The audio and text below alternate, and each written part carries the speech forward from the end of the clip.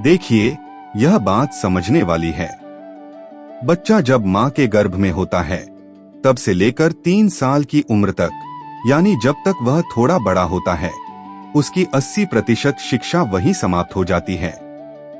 भावना और संवेदना के संदर्भ में वह सब कुछ सीख जाता है।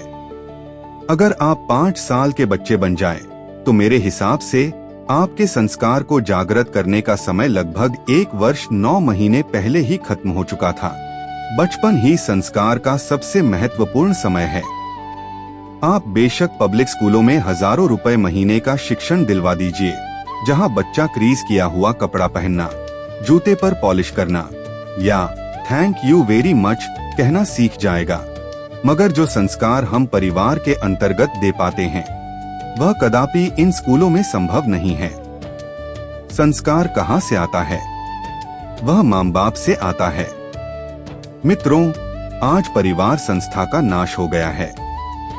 हमें कहीं भी परिवार दिखाई नहीं पड़ते। वे केवल कामवासना के क्रियाकलाप वाले केंद्र रह गए हैं। उनके अंदर यह ख्याल और प्रयास कहाँ है कि हमें समाज, देश और संस्कृति के लिए एक महान रत्न देना चाहिए। 2 आदमी मिलकर एक तीसरी महान आत्मा बनाएं, ऐसा साहस आज किसी में नहीं है। आज परिवार वासना प्रधान बन गया है।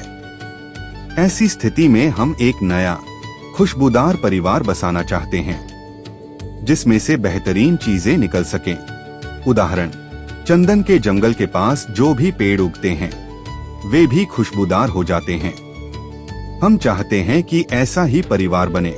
हम शालीनता का, व्यावहारिकता का वातावरण पैदा करना चाहते हैं, ताकि इंसान को देखकर लोग परिवार एवं समाज की स्थिति को समझ सकें। आज हमारे अंदर हैवान काम कर रहा है। वह केवल इंसान का चोला पहनकर आया है। अंदर का महामानव, ऋषि, भगवान, संत, वह कहाँ जागा है? हम चाहते हैं कि हम ऋषि एवं संतों का जीवन जिए, मानवता का जीवन जिए और देश एवं समाज का उत्थान करें। मित्रों, हम इस मिशन की रूपरेखा बनाकर चल पड़े हैं। आपको ध्यान रखना चाहिए कि महापुरुषों का जीवन चरित्र ही हमारी मंजिल है। उनकी शिक्षा और वाणी तो उपयोगी है, पर उससे भी ज्यादा महत्वपूर्ण है उनकी जीवन जीने की कला। हमें वह सीखनी चाहिए, उससे प्रेरणा लेनी चाहिए और अपना आत्मविकास करना चाहिए। प्रेरणा वहीं से मिलती है कि महापुरुषों ने जिंदगी को कैसे जिया। अगर हम जिंदगी भर बकवास करते हुए उसे समाप्त कर दें, तो उसका कोई प्रभाव समाज पर नहीं होगा। क्यों? क्योंकि हमने उस सिद्धांत को अपने जीवन में शामिल नहीं किया है। हमारे महापुरुषों और अवतारों की कथाएं इसलिए महत्वपूर्ण हैं, क्योंकि उनकी वाणी और कर्म में कोई फर्क नहीं था। मन, वाणी और कर्म जब एक जगह मिल जाते हैं, तो त्रिवेणी संगम बन जाता है। उस समय आदमी शक्तिपुंज बन जाता है। उसकी आंखों से बिजली निकलती है। उसका व्यक्तित्व मनुष्यों पर छा जाता है और वह व्यक्ति सूर्य की तरह चमकता हुआ नजर आता है। मन, वाणी, कर्म में एकरूपता का समावेश जिसमें हो जाता है, उसी को हम भगवान, महामानव या अवतार कहते हैं।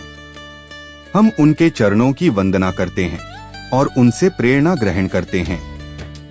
मित्रों, हमें इन अवतारों के कथानकों को लेकर समाज के बीच में जाकर लोगों को प्रेरणा देनी चाहिए, क्योंकि हमारा देश गांवों से भरा है। अधिकांश व्यक्ति कम पढ़े लिखे हैं।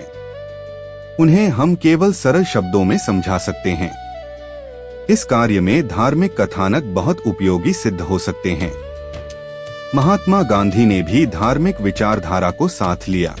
उन्होंने रघुपति राघव राजा राम कहा और राम राज्य की दुहाई दी। धार्मिक विचारधारा के अलावा इस देश की जनता को हम किसी कार्य के बारे में समझा नहीं सकते हैं। हम यहाँ के लोगों को फिजिक्स, सिविक्स, सोशियोलॉजी नहीं समझा सकते। यह बहुत कठिन है। हम केवल धर्म के आधार पर ही समझा सकते हैं। धर्म हमारी जीवात्मा की भूख है। परिवार को संस्कारवान बनाने और समाज को नसीहत देने के लिए धर्म से बढ़कर कोई दूसरा साधन नहीं है। ध्यान रहे, इसमें अपने क्रियाकलाप और व्याख्यान दोनों की संगति बिठाना परम आवश्यक है।